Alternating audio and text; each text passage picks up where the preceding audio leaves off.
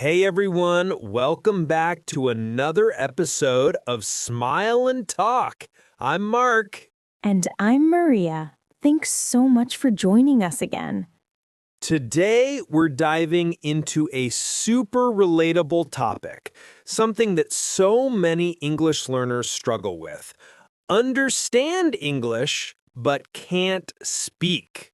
But before we start, please help subscribe our channel. It helps us so much. Oh, yes. This one's close to the heart for so many people. You know that feeling. You listen to someone speaking English and you understand everything, but when it's your turn to talk, nothing comes out. Exactly. You freeze. The words are in your head, but they don't come out of your mouth fast enough. Or you start thinking in your own language first, then try to translate, and by the time you find the words, the conversation's already moved on. I think every language learner has experienced that at least once. Absolutely. So today we're going to unpack why that happens, what you can do about it, and how to move from understanding English to actually speaking it confidently and naturally. Okay, let's start from the beginning. Why do so many people understand English but struggle to speak it? Great question. I think one of the biggest reasons is input versus output imbalance. Yeah, meaning people spend a lot of time listening and reading, but not enough time actually speaking. Exactly. For example, students might spend years studying English at school, reading textbooks, watching movies, listening to songs, but they rarely use the language in conversation. Right. So their brain gets really good at recognizing English, but not producing it. It's like understanding how to drive just by watching others. You might know what to do, but you can't actually drive until you sit behind the wheel yourself. That's such a good comparison because speaking is a skill, not just knowledge. Yes, it's muscle memory, confidence, timing, all of it. And another reason could be fear.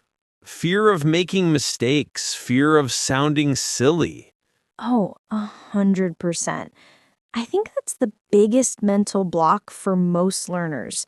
They know the words, but the fear of being judged stops them from using them. Totally. I always tell my students, you don't learn to speak by being perfect. You learn by being brave. I love that quote. It's so true. Let's talk about that fear a little more because it's huge. Yeah, I remember when I was learning Spanish. I could understand almost everything people said to me, but when I tried to reply, I panicked. Really? Oh, yeah. I'd rehearse the sentence in my head, then someone would ask me something slightly different, and boom, I froze. I've been there too. I think what happens is our brains go into fight or flight mode. We're so afraid of making a mistake that we focus on avoiding embarrassment instead of communicating. Exactly. The funny thing is, native speakers don't care if you make a mistake. Yeah, they're usually just happy you're trying to speak their language. Right. But we're so hard on ourselves that we don't give ourselves permission to be imperfect. That's a big part of the problem. It's like we expect to sound fluent from day one, which is impossible. Totally. Even babies make mistakes for years before they speak properly. True. We forget that learning a language is a process. It's messy at first, but that's how it's supposed to be. Another reason people can understand but not speak is because they're thinking in their native language. Oh, yes, that's a big one. You hear something in English, you understand it, but when it's time to reply, your brain switches back to your native language. Then you start translating word by word, and that slows everything down. Exactly. And sometimes direct translations don't even make sense in English. True. So even though you know the vocabulary, you can't build the sentence fast enough.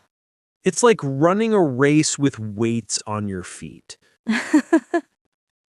That's a great image.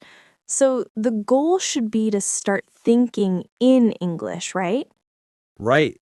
It sounds hard, but it's actually about practice. Start small. Describe what you're doing in English, even in your head. Yes, like I'm making coffee, I'm going to work, it's raining today, simple things. Exactly. And over time, your brain starts connecting directly to English without translating. That's when speaking starts feeling natural. You know, Mark, I think another reason is what we call passive knowledge. Oh, yes. That's when you know a word when you hear it, but you never use it yourself. Exactly. Like you hear comfortable 100 times and you understand it perfectly.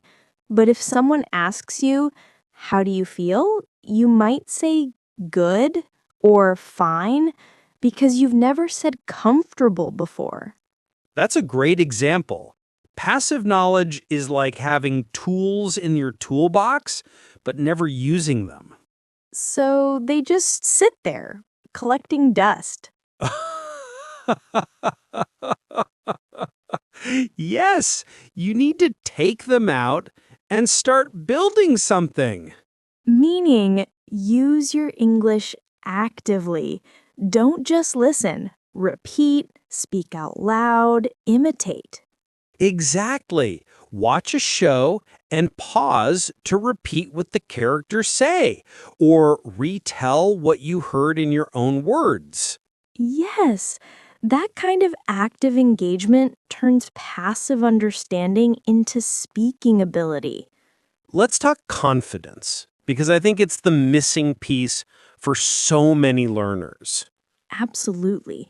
I've seen students who know a lot of English but speak so quietly, like they're apologizing for talking. Yes, they sound unsure even when they're right. And confidence doesn't mean being perfect, it means being comfortable with mistakes. Exactly. Mistakes are not failure, they're feedback. That's a beautiful way to put it. I learned that when I started teaching English abroad. My students who spoke the most, even with mistakes, improved so much faster than the quiet, perfect ones. Same experience here. The ones who practice speaking regularly, even with errors, build confidence naturally. Because they learn that nothing bad happens when they make a mistake. Exactly. The world doesn't end. People still understand you. Right. So once that fear goes away, fluency starts flowing. Let's give our listeners some practical ways to go from understanding to speaking. Great idea. Okay, first one, speak out loud every day, even if it's just to yourself. Yes, you don't need a native speaker to practice. You can talk to yourself, record yourself, describe your day, anything. Or shadow, mimic how native speakers talk in videos or podcasts. Yes, that's one of my favorites. Listen to a short clip, then try to copy the pronunciation, rhythm, and tone. That helps build your speaking muscles and confidence. Second tip, stop overthinking grammar while speaking. Oh, yes. Grammar is important, but when you're speaking, focus on communication, not perfection. Exactly. People understand you even if your grammar isn't perfect. Third tip, use what you already know. Don't try to use complicated words. Right. Simple English is powerful. You don't need fancy vocabulary to be fluent, you just need clarity. Exactly. Fluency isn't about big words, it's about flow. Fourth tip, join conversation groups or online language exchanges. Yes, real conversations build real confidence. And fifth, listen actively. Notice how people answer questions, how they start or end conversations. Because the more you notice, the easier it becomes to respond naturally. Let's imagine a situation. You're at a cafe and someone says, "Hey, how's your day going?" Right. Most learners understand the question easily, but then they freeze because they overthink the answer. Exactly. Instead of overanalyzing, you can say something simple like, "Pretty good, thanks. What about you?" Yes, short and natural. The key is to respond, not to be perfect. And the more you do that, the faster you'll find your rhythm. Another example, at work, someone says, "Did you watch the game last night?" You might understand it right away, but hesitate to answer because you're thinking, what's the correct tense? Should I say, yes, I watch, or yes, I watched? Exactly. And while you think, the moment passes. So just answer naturally. Yeah, I did. It was great. You can fix your grammar later. That's the thing. Fluency comes before perfection. I think consistency is key. Definitely. You can't speak confidently if you only practice once a week. Right, you have to make speaking part of your daily routine, like brushing your teeth. Yes, maybe speak while brushing your teeth. Just don't choke. Please don't. But seriously, 10 to 15 minutes a day is enough. And you can combine it with something you already do. Talk about your commute, describe your food, summarize a YouTube video. I love the describe your day exercise. Just narrate your life out loud. Yeah, like I'm walking to the bus stop. The weather's nice today. It sounds simple, but it rewires your brain. Exactly. The more your brain connects daily thoughts to English, the less you'll translate.